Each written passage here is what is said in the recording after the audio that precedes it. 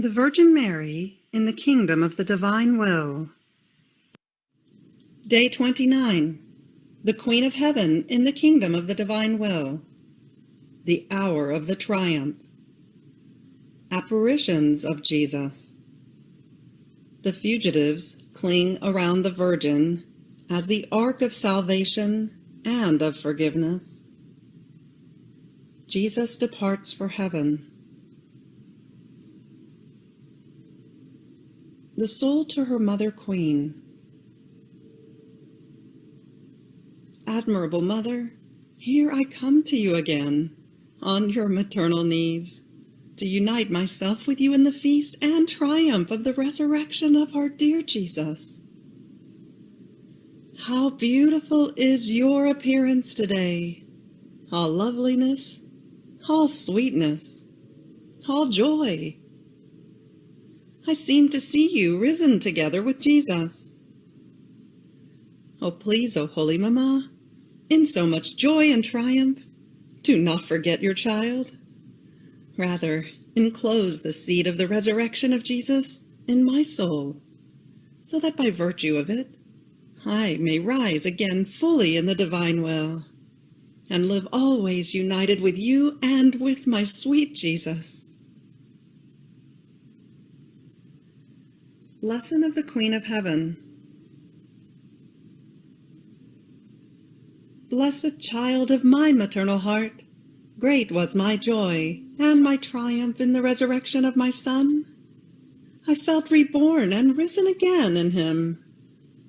All my sorrows changed into joy and into seas of graces, of light, of love, of forgiveness for creatures, and laid my maternity over all my children, given to me by Jesus, with the seal of my sorrows.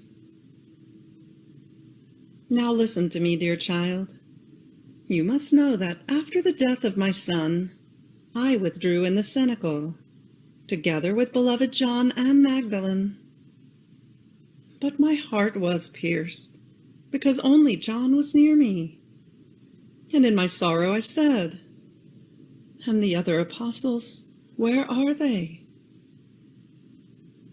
But as they heard that Jesus had died, touched by special graces, all moved and weeping, one by one, the fugitives drew around me, surrounding me like a crown. And with tears and sighs they asked for my forgiveness, for they had so cravenly abandoned their master and had run away from him. I welcomed them maternally in the ark of refuge and salvation of my heart. I assured all of them of the forgiveness of my Son, and I encouraged them not to fear. I said to them that their destiny was in my hands, because he had given them all to me as my children, and I recognized them as such. Blessed child, you know that I was present at the resurrection of my Son, but I did not say a word to anyone, waiting for Jesus himself to manifest himself as risen, glorious, and triumphant. The first one to see him risen was the fortunate Magdalene, then the pious women, and all came to me, telling me that they had seen Jesus risen, that the sepulchre was empty.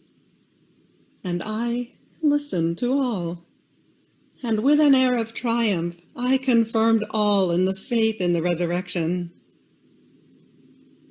By evening, almost all of the apostles had seen him, and all felt as though triumphant at having been the apostles of Jesus.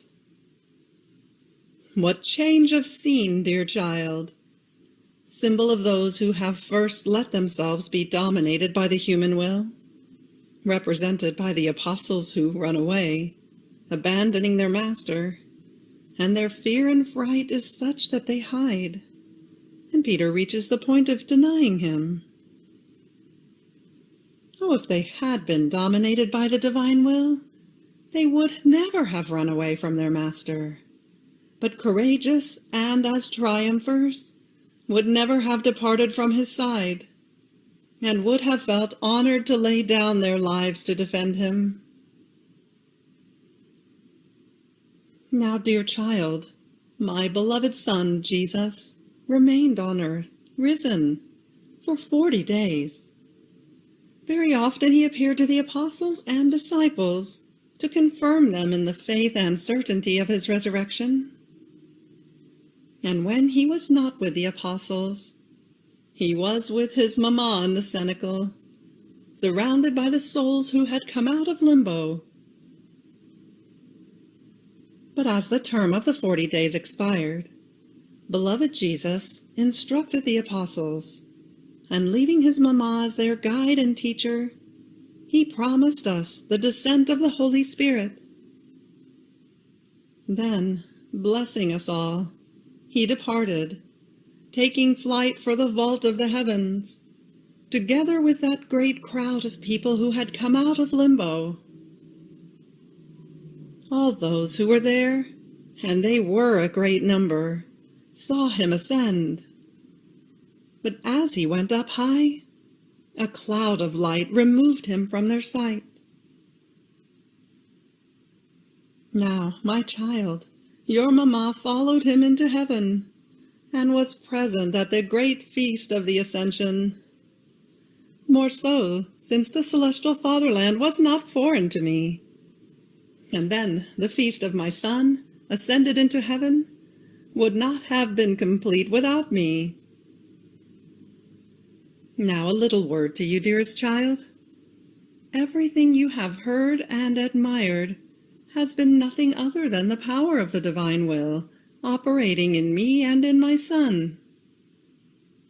This is why I so much love to enclose in you the life of the divine will, and operating life, because everyone has it, but the majority of them keep it suffocated and to their service. And while it could operate prodigies of sanctity, of grace, and works worthy of its power, it is forced by creatures to remain with folded arms, unable to carry out its power.